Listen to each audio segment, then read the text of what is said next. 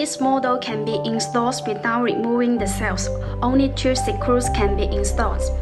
It uses ABS plastic housing material and with highly sensitive touch screen control system.